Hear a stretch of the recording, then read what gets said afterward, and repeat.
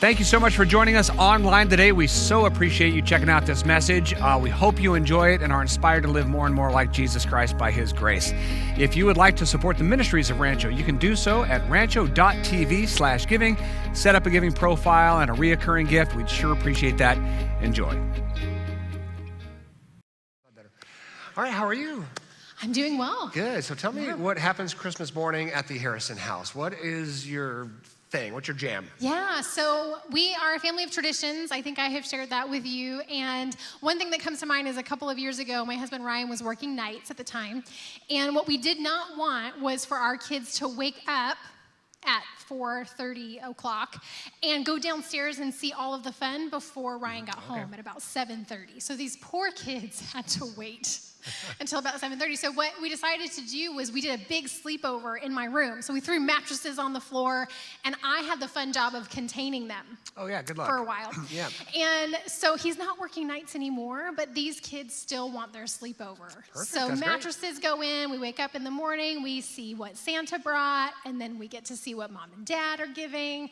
And if I do not have warm cinnamon rolls coming out of the oven, I am the bad guy. All right, well, you don't want to be the Grinch, so make sure those cinnamon rolls are there. We do the cinnamon roll thing as well. What is your present situation? Is it just ordered or chaotic? And I think I might know the answer, just knowing you. Is it chaos or orderly in your house? Okay, so funnily enough, Yes. and funnily is a Funnily, word. it is, Making okay. it up as I go.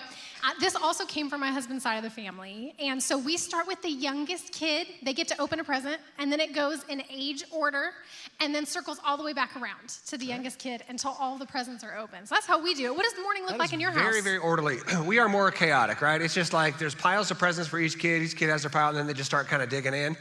If it gets too nuts, too loud, or if one of the four when they were younger is crying in a corner, we slow it down and let's pay attention. But it's pretty well chaos at our house. Just paper flying, boxes. Now, does that happen when you go from 3 to 4 kids? Yeah, after 3, it just nothing really matters anymore. You're just living life, surviving. But that's our house. We hope you have a great Christmas tradition and a great Christmas morning on Sunday. And because it's on Sunday, you're going to be at your house doing your thing. I'm going to be at my house doing my thing. You're going to be at none your of house. us, exactly doing your right. thing. None of us are going to be here. So Saturday night is Christmas at Rancho, 2, 3, 4, or 5 o'clock. We are not going to be here on Sunday morning because we just ain't doing that on Christmas Day. We did that like 14 years ago, and 7 people showed up, and just awkward. It was just awkward. So enjoy your Christmas morning at home. All right, today we're going to talk about the wonder of goodness. So as we're talking about the wonder of Christmas, this idea of like this childlike wonder, this amazement at the coming of Jesus, and the light of the world coming into darkness here, we're going to focus today on the announcement at the birth of Jesus. And the announcement is familiar, right? Yeah. Glory to God in the highest, peace on earth, goodwill toward men. You've heard that, right? I'm going to throw some fancy Greek your way. I got it. All right. The word for goodwill is eudokia. The word for men is anthropos, which is the original language of this declaration. The more literal translation of this declaration at the birth of Jesus is glory to God in the highest, peace on earth, and kind intent to all humankind. This good word is a kind intent. It's a gentleness. It's a rooting for, right? And so the birth of Jesus was God being kind. The birth of Jesus was God wanting goodness for all of us, right? And that really begins at the birth of Jesus when God initially declared to the world, I care, I love, and I am literally with you, right? Well, and isn't this the opposite of what they were expecting and of what we would expect when you think of the God of the universe deciding to come and be a human among us? They were not expecting Jesus to come as a child, to come as a newborn infant baby in humility, in vulnerability, in utter and complete dependence upon the people around him. They were expecting a ruler, a king, someone who would come in power and force and kind of make things happen and judge all of the things. But what we see and what we read and what we experience is quite the opposite. Yeah. We see God not coming in power and judgment, but we see him coming in goodness and humility, and as you mentioned, vulnerability. So when you really think about, okay, how is God going to show up in the world? You've got one thing in your mind. How does God, the Almighty, the Holy One, right, show up? Well, he shows up not in power, but in goodness, humility, and vulnerability, because what is more vulnerable than a baby? Nothing. Total dependence on the world around him. And not just the vulnerability of a baby, but the vulnerability of a baby who was born a peasant, driven from their home, no room in the inn. I mean, you know the story, right? It's a tragic story of how this baby was born. That's how God shows up. So true goodness is true humility, true service, being among us in every sense of the word. Well, and you know what I'm realizing as we're talking right now is not only is this exemplified in Jesus, born into the world as an infant, but we see this lived out throughout his lifetime, this humility, this vulnerability, even to the point of suffering. There was incredible vulnerability in his suffering. And so as we're invited to follow Jesus, I think we're invited into vulnerability. And I don't like vulnerability. I don't want to feel it. Right. I don't want to model it. But I think what I'm discovering and what I'm learning to trust is that vulnerability is necessary for me as I attempt to follow Jesus. And that's how God came among us. He came among us vulnerable. He came among us kind of exposed to the world around him, right? With all the good and all the bad. And so that's true goodness, is through the humility and the love and grace of God through Jesus. There's also a goodness that is sometimes not spoken of a lot in religious contexts, and that is the goodness of God in us. We're made in the image of God. So if God shows us goodness through Jesus, we're made in the image of God. That means there is an inherent goodness in us. And that is kind of an eyebrow raiser in church, especially the Christian church, because we're taught a lot that, well, we're sinners. And that becomes our identity from the time we're very young. Now, I have heard people truly say the number one thing a child should know is that they're sinners. I've read that in books, very popular books. I'm thinking, well, that's pretty damaging. I mean, to be honest with you, to say, well, you're bad. That's essentially what we're saying. You're bad, you're bad. God's good, you're bad. God's good, you're bad. That's how we raise our children with that identity. That's what we indoctrinate ourselves in Sunday after Sunday in church. Well, what happens when a good God makes us in his image is that there is actually an inherent good within us. Now, do we do bad stuff at times? Yes. Do we hurt people at times? Yes. Does that have to be addressed? Yes. Does God want us to do better? Yes, 100%. Because he loves us and he cares for us and he wants us to experience the full goodness that's inherent within us. And this is something that I think this Christmas we could really focus on. The wonder of goodness is the wonder of us being made in the image of a good God. There's an inherent goodness in us, so we don't have to identify ourselves as bad and sinners. We can identify ourselves the way Jesus identifies us with, which is dearly loved, perfect in his eyes, daughters and sons of God.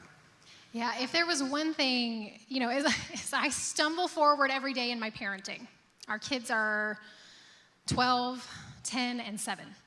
And I just keep thinking, if I can help them grasp just one thing about God, it's that God is good and that God created them in God's image, and that makes them good.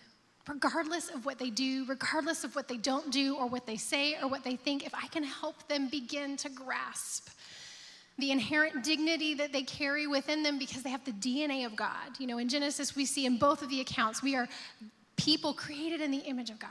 And he tells us we're very good. And then we see in Ephesians chapter 1, before the foundations of the earth, God had you in mind and loved you. And declares us perfect it's in his eyes. It's so good. And so I think we spend a lifetime trying to grasp what this means. And some of us begin with a deficit if we were taught something different or something was spoken different over our life. And so, part of me wonders, over the years, Scott, as you've watched people make this journey from believing that they are worthless and awful to beginning to believe and trust that they are good because God says they're good, because they have the image of God within them. What does that do for someone? Well, I remember walking that journey myself because I was raised in this kind of a normal religious environment. Sinner, sinner, sinner. God's holy, you're not. I always felt the separation from God. I've got to do better, and I've got to kind of walk these religious and moral kind of journeys to get his acceptance. So going away from that, you would think was this immediate kind of, freedom from that, and I can embrace his goodness and embrace his love and his forgiveness and embrace that I am not this bad sinner that he looks down on. I'm actually this very inherently good child of God, that I can just enjoy that relationship. It takes years to make that transition. Years. And I would be honest and say that's still a struggle sometimes to really, truly believe that I am a child of God, perfect in his sight, with a full embrace. We have to keep reminding ourselves of that. But as I watch people walk that journey, first of all, it is difficult. It does take a lot of time. But when people get through this other side that, you know what? God has only kind intent toward me. I am inherently good, made in his image. I can enjoy this relationship, but then I can actually start genuinely being good to people around me because I don't see them as bad. I don't see them as sinners. I don't see them as a threat. I see them having the goodness of God and them being inherently good. So how does that work out where once we receive this goodness of God, we then bend this out to the world around us?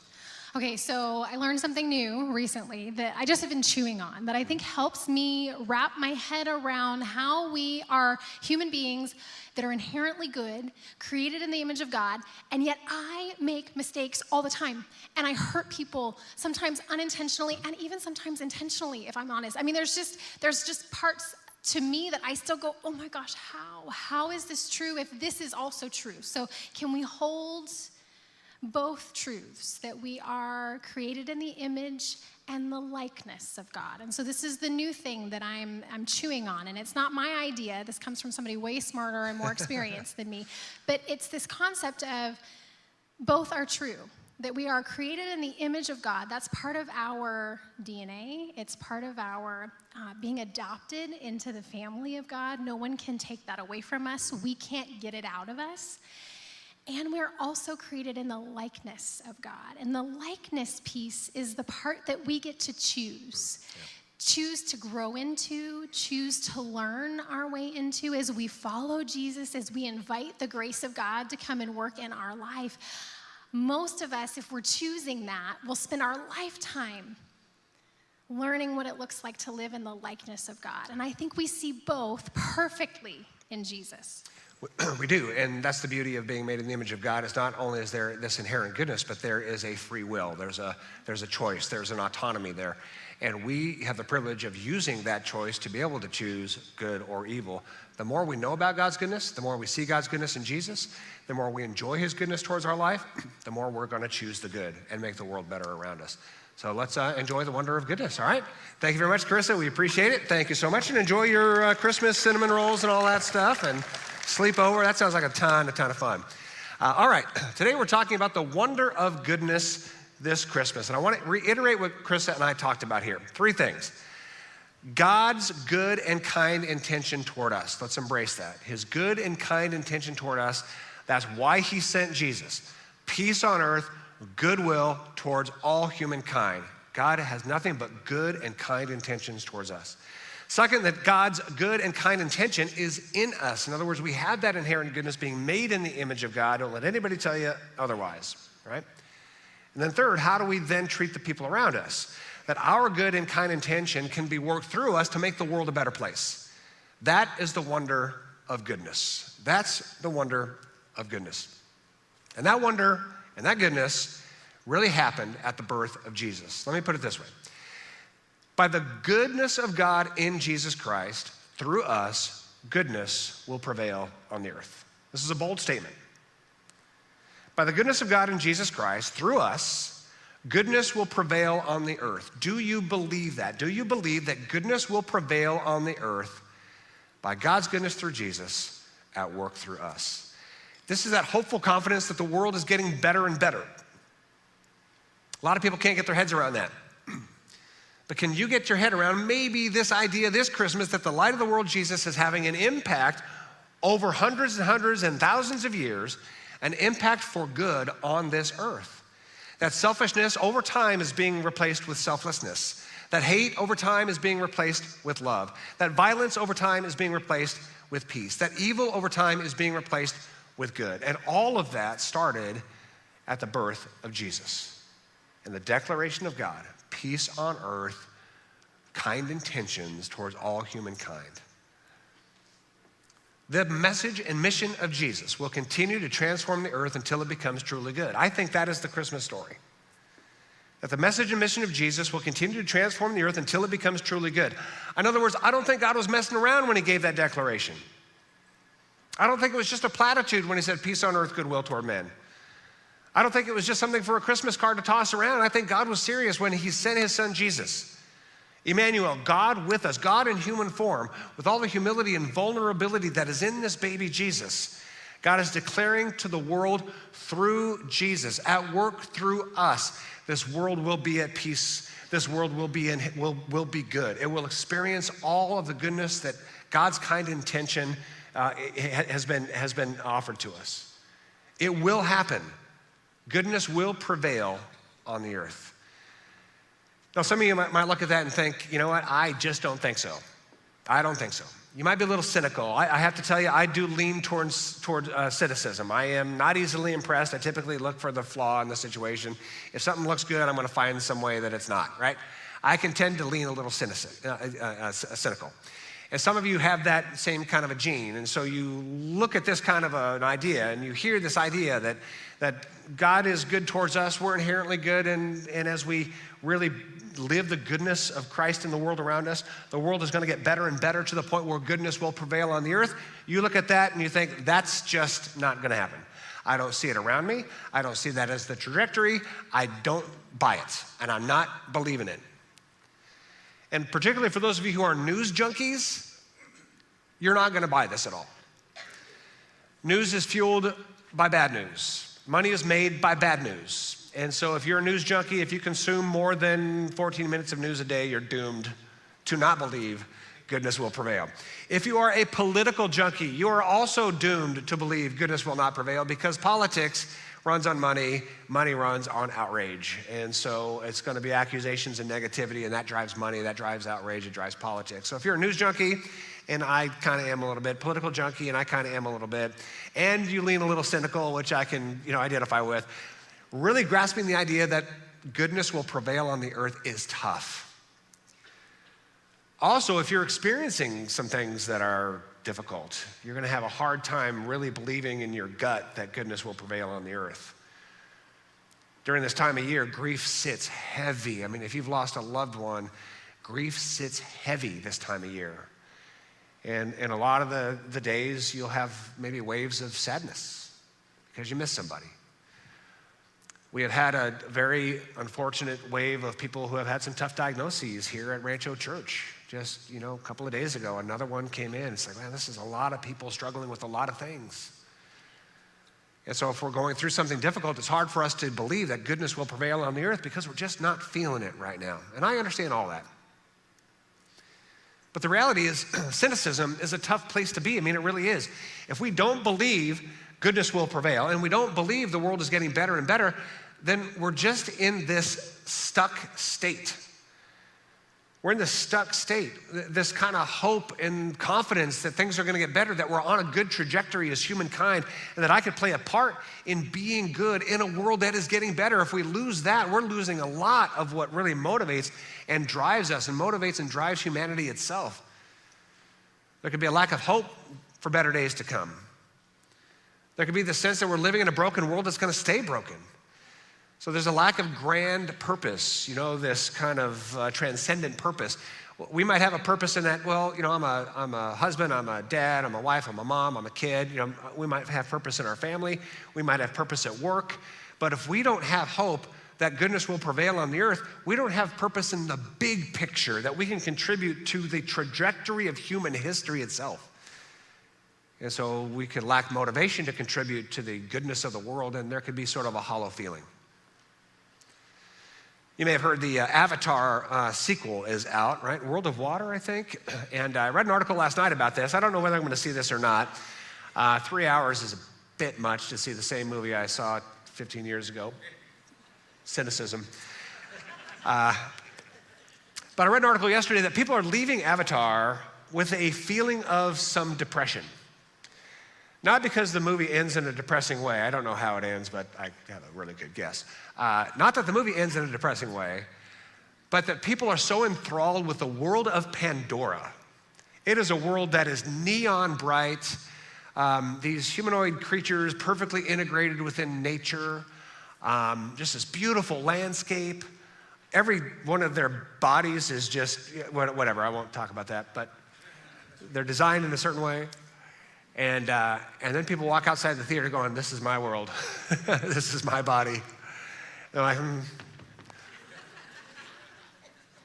And it kind of saddened me, right? I read that just last night, and I went to the computer and put it in here because that's exactly what we're talking about. It's like, we don't see this world as good. We don't see this world as beautiful. We don't see this world that we get to live in as this thing of wonder because we see the bad.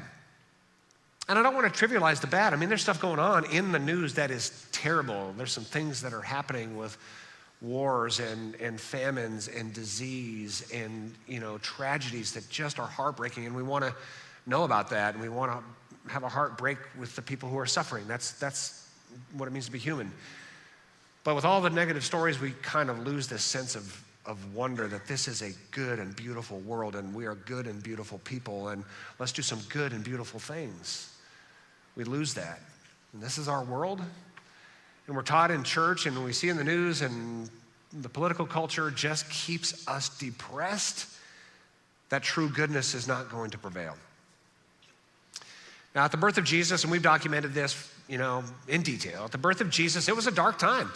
It was a dark and depressing time. Roman invasion, Roman occupation, Roman cruelty, crucifying thousands at a time, keeping these Israelites in perpetual poverty through taxation. They had no freedoms. They had no hope. They had no opportunity.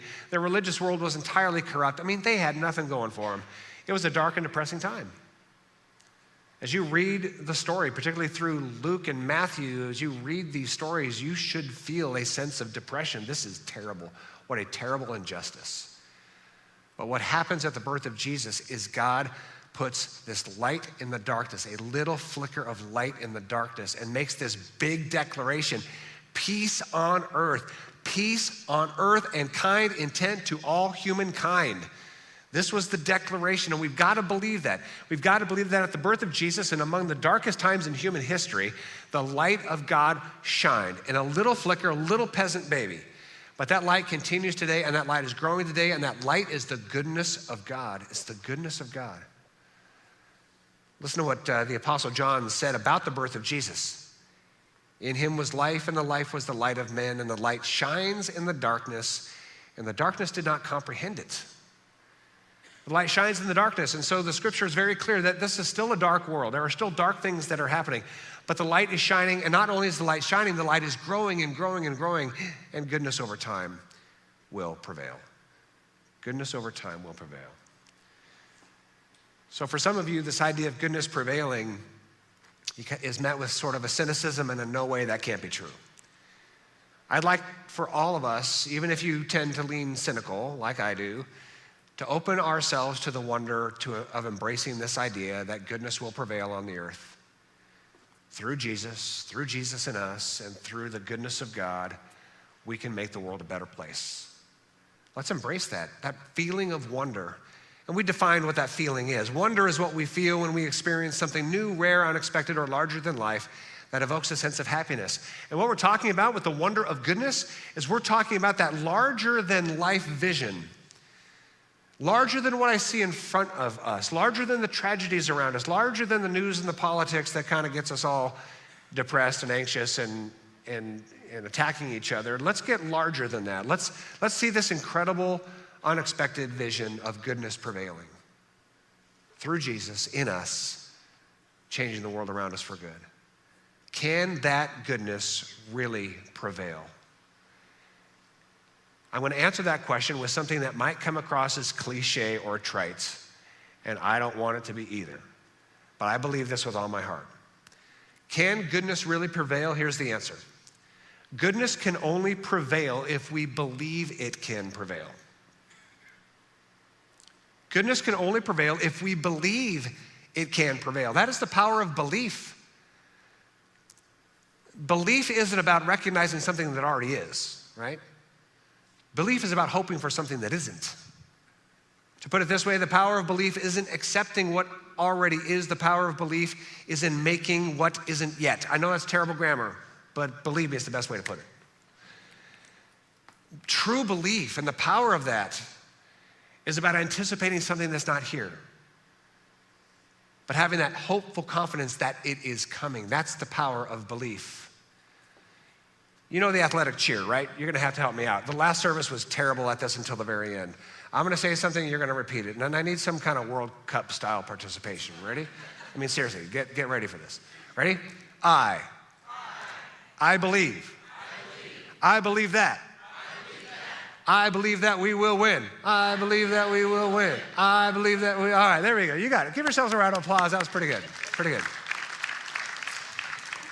That is like the greatest chant in sports, right? It's that belief, I believe, right? And that is the motivation that gets everybody up for it. It gets the team up. They hear that in the stands and they're like, okay, even if we're behind, we're gonna do it. We can do it, we can do it, we can do it. Let's go do it. If we believe we can do it, let's go do it. Now we have a school here and we've had a lot of W's and we've had some L's. This last season we had an L and our whole student section started saying, I believe that we will win. I'm like, there's 2 minutes to go, we're 14 points behind. I don't think we're gonna win today, but I wasn't gonna start the chant that says, I don't think we're gonna win. But I loved it because the kids are going crazy out there and they probably knew they were gonna lose, but you know, hey, even if we lose today, what does that mean? We're gonna win what? Next time. We're going to do it, we believe. And because we believe, we're gonna work. And because we believe, we're gonna work together. And because we believe, we're gonna make it happen. Oh, there's a loss? All right, we still believe. We still move forward, right? Put this in your brain. We will work for what we believe is possible. We will work for what we believe is possible. If you believe it's possible to get a promotion, you're gonna work to get that promotion. If you do not believe it's possible to get a promotion, you're probably not gonna work to get a promotion. We will work for what we believe is possible.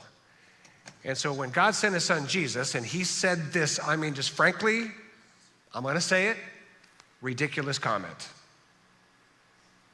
Peace on earth during a time of war in every corner of the earth, kind intention towards humankind, when everybody's fighting everybody, when racism is normal, when cruelty and oppression is normal, when injustice is normal, Jesus was born, peace on earth, goodwill toward men.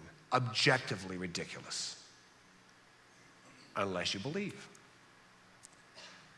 Unless you believe that God is a good God with kind intention towards us, unless you believe that we are made in the image of God with an inherent goodness within us, unless you believe that through this inherent goodness, not believing we are sinners, but believing we're made in the image of God with inherent goodness, therefore I choose in the image of God to do good for others, to do good for my family, to do good for my neighbors, to do good for the stranger, to do good for people who don't do good to me, right? If I believe that goodness will prevail, if I believe what God said at the birth of Jesus, it changes everything. We will work for what we believe is possible. That's basically what it says in Hebrews 11:1. Faith or belief, in the Bible those are interchangeable Greek words, pistis. Faith or belief is the confidence that what we hope for will actually happen. There it is right there. It's not here yet, but I believe. Belief is the confidence that what we hope for will actually happen and gives us the assurance about things we cannot see. That motivates us, it drives us. Do you believe that goodness will prevail on the earth? I'm asking you to believe that. I'm asking you to set the cynicism aside. I'm asking you to set your religious upbringing aside. I'm asking you to look at the declaration made at the birth of Jesus Christ, peace on earth, goodwill toward men. There was no peace on earth and no goodwill toward men when Jesus was born, but there's a little more now. I think there's a lot more now. There's a lot more goodness than there was. I'm gonna give you one example of goodness. And I'm not saying this with any hyperbole. This last week was among the greatest weeks in human history. I'm gonna say that again because you probably don't even know what I'm talking about. This last week was among the greatest weeks in human history. I believe history books 30 or 40 years from now are gonna point back to last week, specifically December 5th, so about a week and a half ago, 1 a.m. This world was revolutionized. You know what happened? December 5th, 1 a.m.? It happened just up the street. You go 5 hours up the 5 and turn left. And you will find yourself at the National Ignition Facility at the Lawrence Livermore National Laboratory in California. They fired 192 lasers into a microscopic pellet of hydrogen and created fusion. They fused hydrogen atoms together, and when you fuse these tiny little hydrogen atoms together, immense power is created. For the first time in human history, we created a star in a laboratory that emitted more energy than it received. revolution. I mean, the scientific world is out of their minds right now. Made about 10 seconds of your newscast, and you go, okay, fusion, let's move on to what? Politics, what? I mean, truly, one up, probably, I'm just a person with an opinion, top 5 greatest things that have ever happened in human history. It could very well be in my lifetime. God gives me a few more decades. It could very well be that I will see fusion plants in every corner of the earth generating self-sustaining energy all over the globe that has 0 environmental impact and is unlimited in my lifetime. Do you know how this happens? Do you know how this kind of thing happens?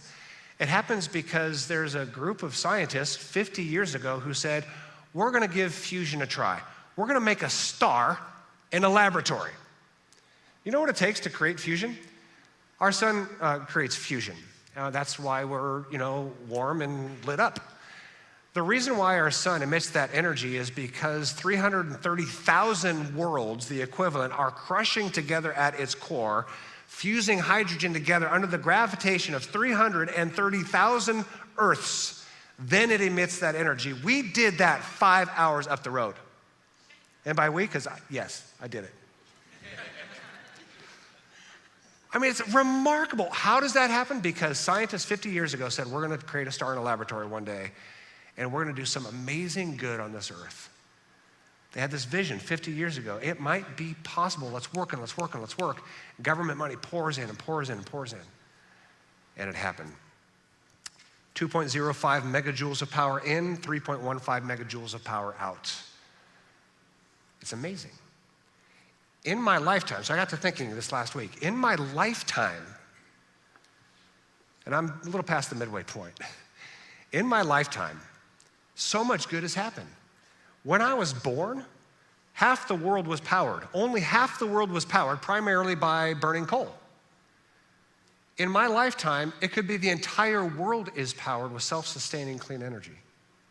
I was born into a world under constant threat of mutually assured destruction by thermonuclear war. While there are problems today, we are not living under that same threat. And the entire world is working together for peace. And wherever there is a conflict, the world descends to bring peace, and sometimes it takes too long. I was born in a world where racism was understood as the normal state of humanity. You people are there, and you people are there. But by the goodness of God that started with the light of Jesus Christ, we are now living in a world that says, you know what? We all have our biases. We all look at each other in a certain way. We've got to fix this. We've got to stop looking at each other as enemies, and we have to start embracing our differences. And we have to notice where we're just not quite right in our hearts towards other people, and we've got to pursue love and acceptance. That's the world I now live in. And it wasn't true 53 years ago. In my lifetime, so much good is happening, and then imagine what's next.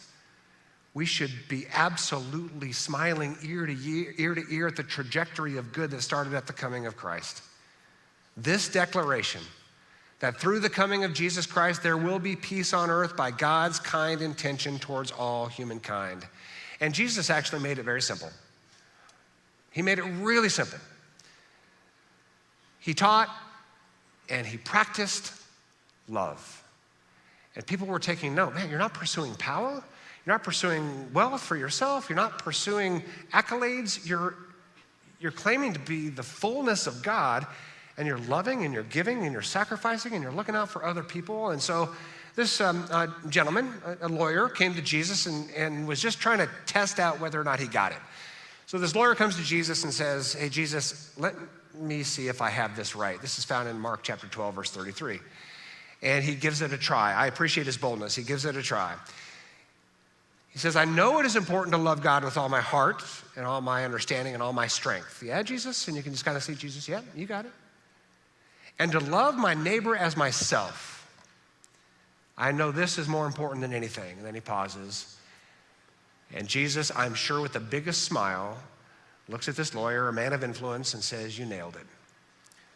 The original language, he didn't say nailed it. He says, you are very close to the kingdom of heaven. But he basically said you nailed it. You understand that God loves you, And so love him in return and then just enjoy your relationship with God.